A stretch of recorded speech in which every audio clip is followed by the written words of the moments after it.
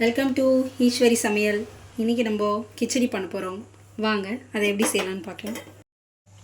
தேவையான காய்கறிகள்லாம் கட் பண்ணி வச்சுக்கலாம். அது என்னென்னு பார்க்கலாம். வெங்காயம், தக்காளி, பட்டாணி, கேரட், பீன்ஸ் இதெல்லாமே பொடியாக கட் பண்ணி வச்சுக்கணும். தேவையான அளவு எண்ணெய் சேர்த்துக்கலாம்.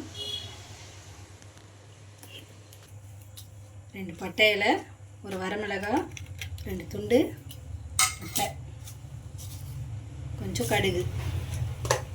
இதை நல்லா பொரிய விட்டுக்கலாம். வெங்காயம் சேர்த்துக்கலாம்.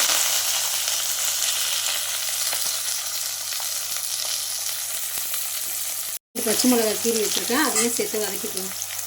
வெங்காயம் நல்லா வதங்கிருச்சு. நம்ம கூட தக்காளி சேர்த்து நல்லா வதக்கிக்கலாம். கொஞ்சம் மஞ்சள்தூள் சேர்த்துக்கலாம்.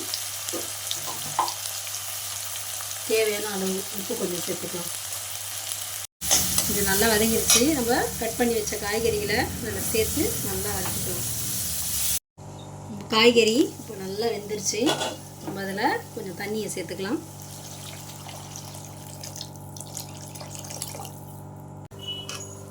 தண்ணி நல்லா கொதிக்க ஆரம்பிச்சிருச்சு. நம்ம இப்போது ரவையை போட்டு நல்லா கிளறிடலாம்.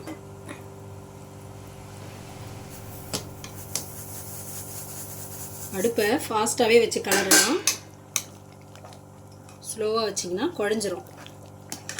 இந்த மாதிரி கிளறிட்டு அதில் ஒரு ஸ்பூன் நெய் மேலே சேர்த்துக்கலாம். சேர்த்து நல்லா கிளறி விடலாம்.